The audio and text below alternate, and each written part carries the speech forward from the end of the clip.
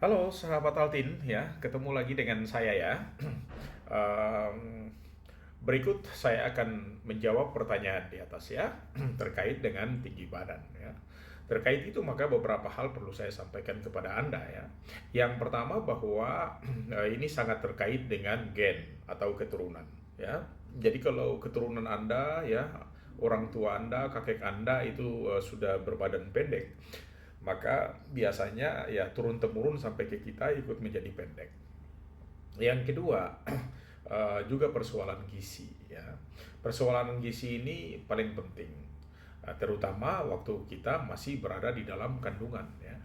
Jadi waktu kita masih berada di dalam kandungan itu asupan gizi untuk asupan gizi untuk seorang ibu itu sangat penting, karena bukan untuk ibunya tapi untuk janin yang dikandungnya atau untuk kandungannya ya, jadi calon bayi yang ada di perutnya.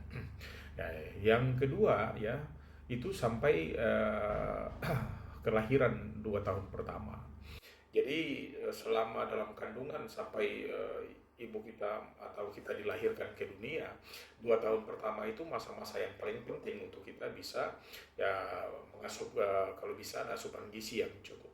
Banyak dari antara kita ya, karena keterbatasan ekonomi kita banyak cuma mengkonsumsi makanan-makanan yang tidak bergizi ya.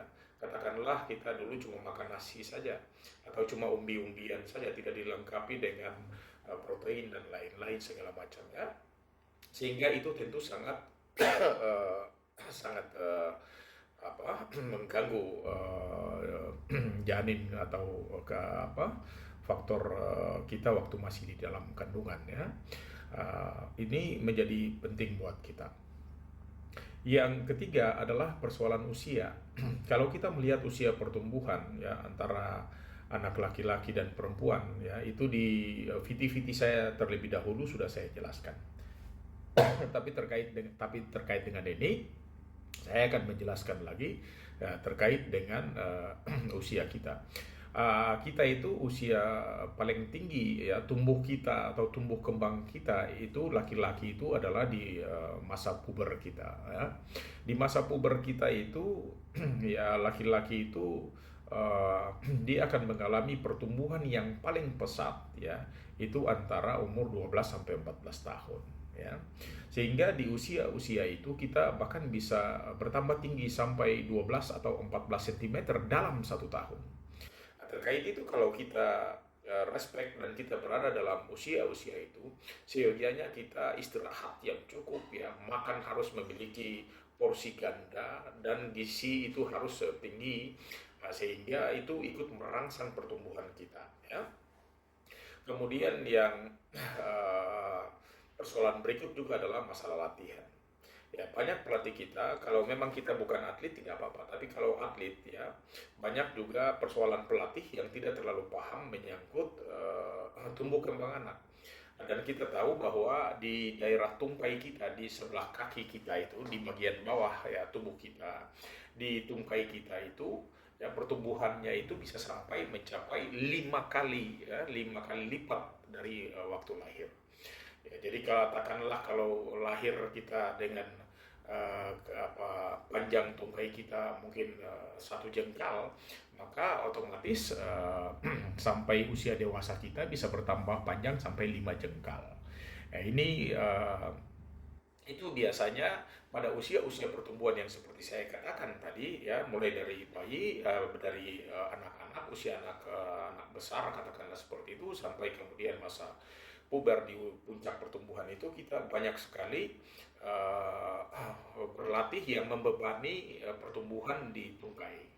Ya, katakanlah jogging dalam jangka waktu panjang ya, kemudian juga mengenakan sepatu, bahkan ada atlet yang sama sekali tidak mengenakan sepatu. Ya, biasanya saya agak mengkritik juga karena banyak cabang-cabang olahraga ya, ya baik itu karate ya, mungkin pencak silat, taekwondo, atau mungkin cabang-cabang yang lain itu biasanya berlari dengan telapak kaki ya, atau tanpa mengenakan alas kaki. Ini sangat berpengaruh, dan itu kalau dilakukan rutin secara terus-menerus, maka benturan-benturan itu terjadi antara tungkai, dan semakin ke bawah kita tahu, semakin ke bawah semakin beban maksimal menahan berat badan kita ya, semakin ke bawah semakin berat, semakin ke bawah semakin berat. Sehingga benturan-benturan itu terjadi, maka gangguan pada persendian-persendian kita, di mana tempat tumbuh tulang kita itu kan berada pada ujung-ujung persendian kita atau ujung-ujung tulang kita. Kalau itu benturan-benturan dilakukan secara terus-menerus, maka otomatis akan mengganggu tinggi kita. Nah, setelah itu bagaimana mengantisipasinya? Ya, kalau mengantisipasinya otomatis kita berharap pelatih kita memiliki pengetahuan yang lebih ya terkait dengan tumbuh dan kembang anak, sehingga mereka berlatih dengan sangat hati-hati. Yang kedua, kalau pelatih itu pandai, maka pada usia-usia pertumbuhan yang tadi saya katakan, terutama di masa-masa puber itu, maka latihan beban mereka itu harus pada latihan-latihan yang ringan sampai sedang ya, sehingga dia merangsang pertumbuhan, bukan sebaliknya menghambat pertumbuhan. Tapi kalau di usia-usia pertumbuhan kita sudah mulai dengan beban-beban yang berat, maka otomatis anak itu tidak akan bertambah tinggi. Jadi sekali lagi, gunakanlah bentuk-bentuk latihan untuk merangsang pertumbuhan atlet kita. Dengan kalau toh kita menggunakan beban latihan, katakanlah latihan weight training, katakanlah itu, maka perlu dengan beban-beban ringan. Di usia-usia ini saya masih menyarankan Anda untuk menggunakan latihan dengan berat badan sendiri ya. Kalau jogging mungkin lebih banyak jogging di rumput ya, dengan kaki telanjang justru akan lebih bagus kalau di rumput, tapi kalau di tanah keras sangat saya tidak anjurkan, apalagi di aspal ya. Yang kedua, saya sangat menganjurkan untuk Anda menggunakan sepatunya bukan sepatu untuk main tenis atau bulu tangkis atau main voli, tetapi sepatu jogging ya. Sepatu jogging yang ketebalan sepatunya di bagian bawah itu, karetnya itu, yaitu paling minimal itu ada 13 atau berukuran 13 mm ya. Sehingga dia ketika kita melakukan jogging itu ada benturan-benturan kayak ala sepatu, dan sepatu itulah yang meredam benturan-benturan kita sehingga tidak berdampak kepada sendi atau pertumbuhan-pertumbuhan yang lain ya.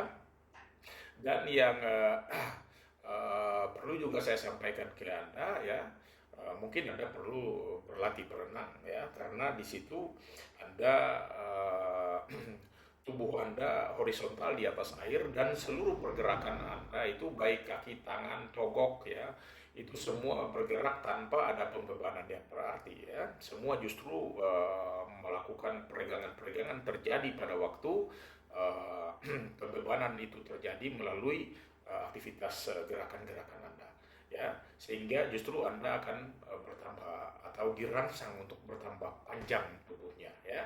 Sehingga itu beberapa saran yang perlu saya sampaikan kepada Anda.